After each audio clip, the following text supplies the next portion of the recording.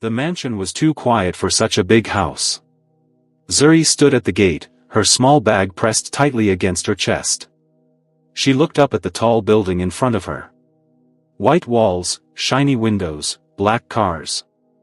She had never seen anything like it. The guard at the gate looked her up and down and shook his head. "You're the new maid?" he asked in Korean. Zuri nodded slowly. She didn't speak much Korean yet, but she understood that much. She gave a shy smile.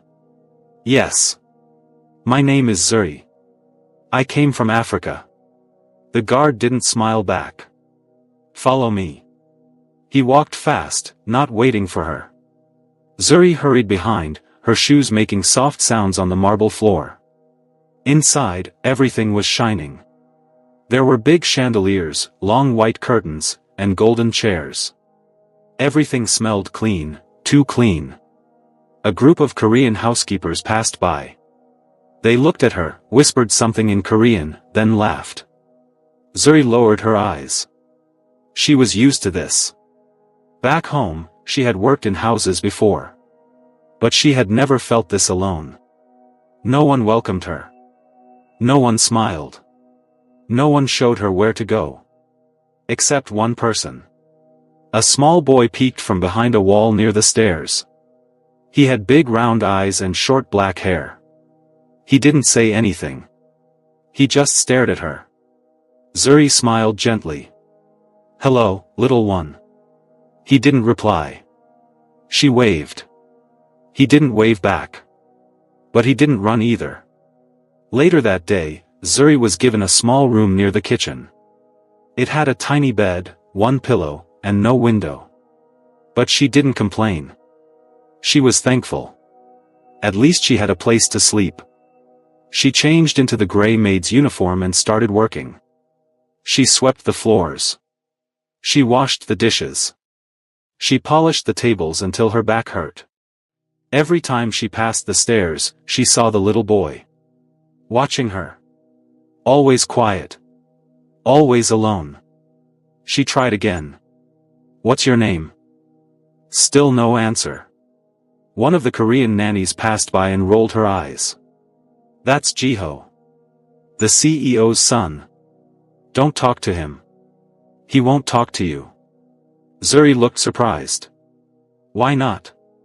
The nanny shrugged. "He stopped talking after his mother died.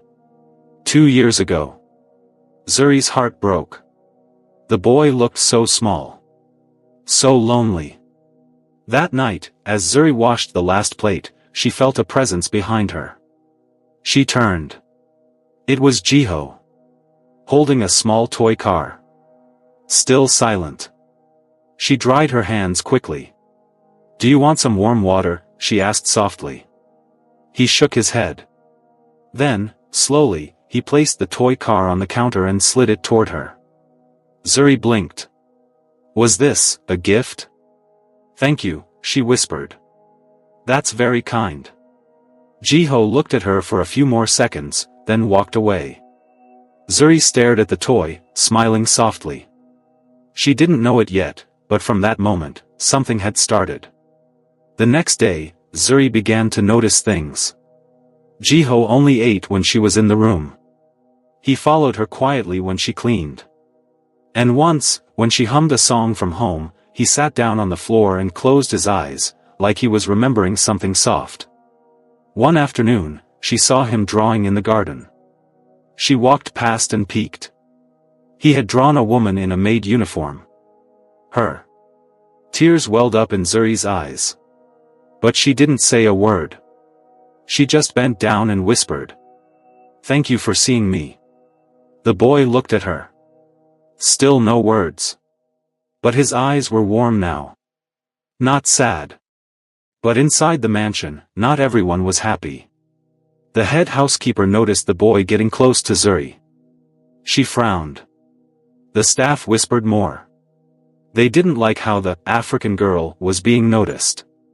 And far upstairs, in a big office with tall windows, CEO Jang watched the security camera footage on his tablet. He saw his son following the maid. He saw them smiling. And he didn't like it. Not one bit. Keep her in the kitchen, he told the housekeeper coldly. She's not here to play. The morning sun was bright over the city of Seoul, but inside the mansion, tension hung heavy in the air. Zuri woke up early, just like always. She wore her gray uniform, tied her hair neatly, and went straight to the kitchen to start her chores. She moved quietly, humming softly, careful not to disturb anyone. She hadn't seen Jiho yet. Usually, he peeked at her from the stairs or left a toy car on the counter. But today, nothing. She felt uneasy.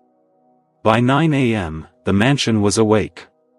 The maids were cleaning, the butlers were busy, and the nanny was getting Jiho ready for his school tutor. Zuri peeked into the living room and saw the little boy curled up on the couch. Something felt wrong. His skin looked pale. His eyes dull. He wasn't playing. He wasn't even watching her like before. Zuri frowned. "Is Jiho okay?" she asked one of the other maids. The maid scoffed. "He's just a quiet child. Don't get involved." But Zuri couldn't ignore it. She looked at Jiho again. His small hand was shaking.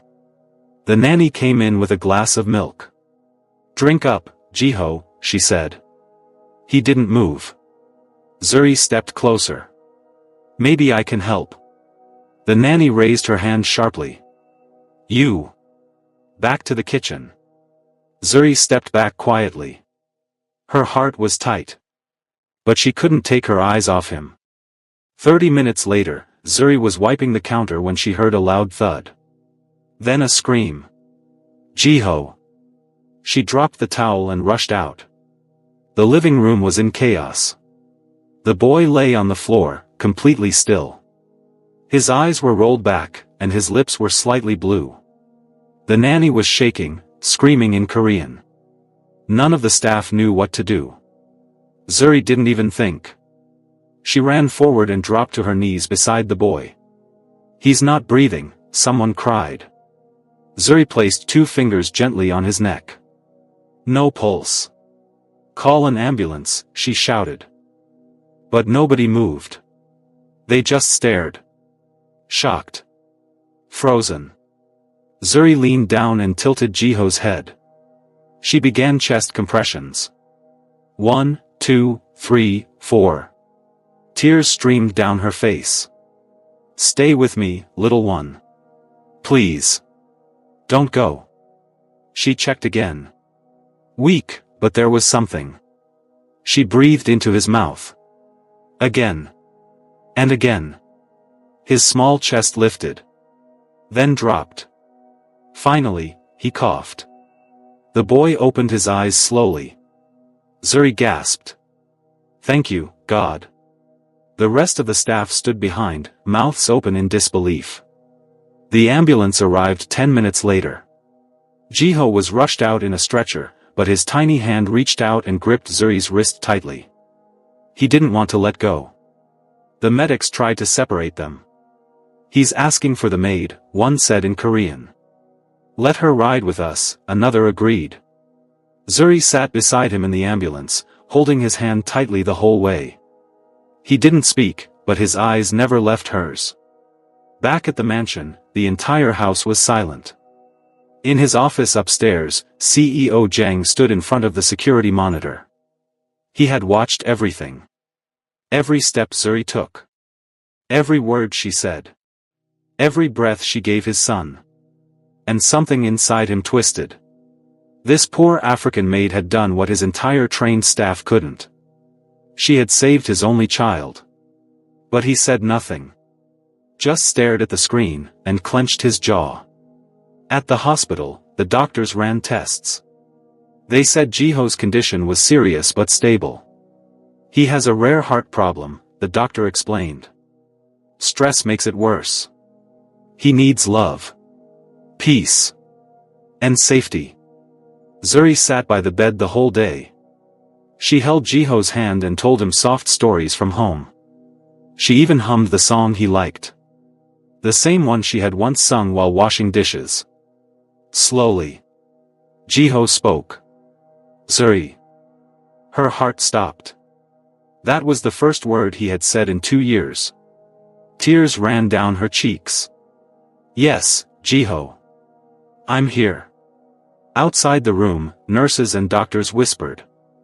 The maid had reached the boy no one else could. And at the hospital entrance, CEO Zhang stood in silence, watching from behind a glass wall. He had come to see his son. But now, he was watching the maid. Who are you? He whispered to himself. Zuri sat by the hospital bed like a statue. Jiho was sleeping peacefully now, his little fingers wrapped around her own. Machines beeped softly beside him. The sunlight filtered through the curtains, casting a golden glow across his fragile face. She hadn't eaten. She hadn't moved. She just stayed. Her back ached. Her eyes were tired. But her heart was calm. For the first time in a long while, she felt like she mattered. Outside the room, footsteps echoed. Sharp. Calculated. The hallway fell silent as CEO Zhang Miho walked in, surrounded by suited men and 2 bodyguards. The hospital staff bowed nervously. Where's my son? He asked, his voice cold but composed. Room 304, sir. He's stable. He nodded without saying thank you and strode forward. The moment he reached the door, he paused. Through the small glass window, he saw her. The African girl in the gray maid uniform, sitting beside his only son, holding his hand like she was family. He clenched his jaw. Get her out, he said to his assistant. The man hesitated. But, sir, he spoke her name. She saved his life. She's a maid, Zhang cut in, voice sharp. Not his nurse. Not his family. I don't care what he said. The assistant bowed his head. Zhang stepped in. Zuri looked up slowly. She didn't recognize the man at first. Tall. Clean-shaven. Cold eyes like winter ice. He wore a black designer suit, his watch probably worth more than her whole life. But she could feel it. Power. And pain.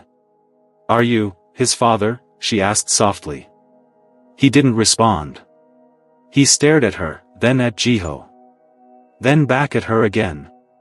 Get up. Zuri blinked. Excuse me? Stand. Now. She stood quickly, confused, her hands still holding Jiho's. But Jiho's tiny grip tightened, he didn't want her to let go. Zhang's eyes darkened. You've done enough, he said, pulling up the chair and sitting beside the bed. Zuri stepped back, her heart pounding. Jiho's lips moved weakly.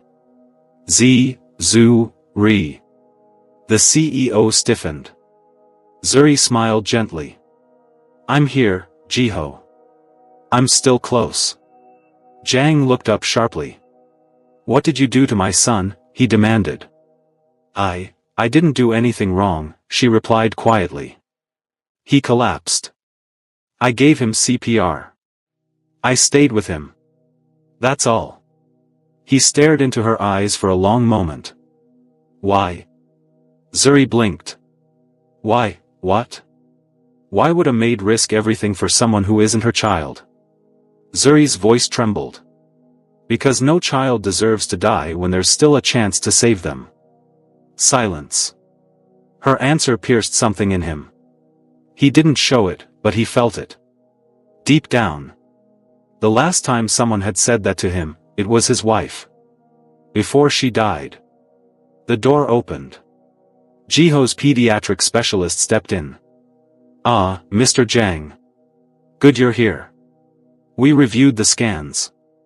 Your son has stress-induced arrhythmia. Emotional trauma worsens it. He needs calm. Familiar care. And surprisingly, he responded better to the maid than to medical staff. Zuri looked down.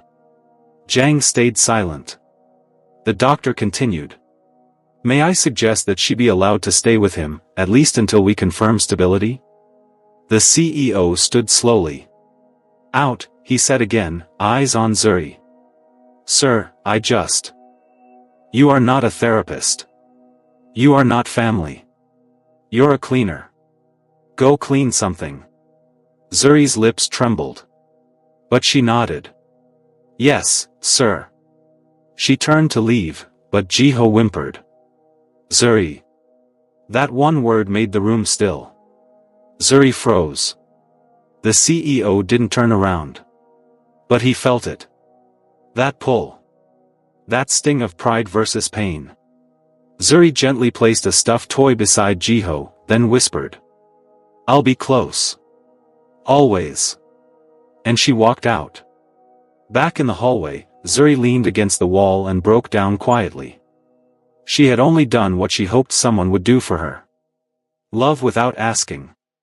Care without pride. But now, she was being punished for kindness. A nurse walked up to her. You're the African maid, right? Zuri wiped her tears. The nurse smiled gently. You did something no one else could. Word is spreading. You didn't just save the boy. She leaned in. You touched the untouchable. Zuri looked up. Confused. Tired. But slowly, something inside her sparked. Hope. The hospital room was silent. The heart monitor beeped softly beside Jiho's small body. He lay there peacefully, almost like he was asleep. The doctor said he had suffered a mild seizure caused by stress and extreme fatigue, worsened by his rare condition. But he was stable now. Zuri sat by his bedside, holding his tiny hand. She hadn't let go since they got there. Across the room, CEO Zhang stood stiffly by the window, arms folded, eyes burning with confusion and guilt. His expensive coat was still damp from the rain, but he didn't seem to care. For the first time in years, he wasn't thinking about business. He was thinking about his son. The doctor's words kept replaying in his head. He has been emotionally neglected, sir. The boy is deeply attached to the maid. She's the only one who seems to give him comfort. It stung. Was he really that distant? Was he truly the reason Jiho was fading? He turned slightly when he heard the boy murmur something. Zuri leaned in. Jiho? Baby, what is it? Jiho blinked slowly and looked up at her with his pale eyes. You're still here, he whispered weakly. I'll always be here, Zuri said softly, brushing his hair from his forehead. He smiled faintly. You smell like mangoes. Zuri chuckled, trying to hold back tears. That's because I was cutting some before you scared me today. Don't go, Jiho whispered. I don't want to go home. I want to stay with you forever. The words hit CEO Zhang like a punch to the chest. Then came the sentence that changed everything. Appa, Jiho turned his head weakly toward his father. Can Zuri be my mama? Zuri gasped. CEO Zhang blinked, stunned. Jiho, what did you say? I want her to be my mama, Jiho repeated. She hugs me. She sings to me. She's warm. Mama would have been like that. Silence. Tears welled in Zuri's eyes.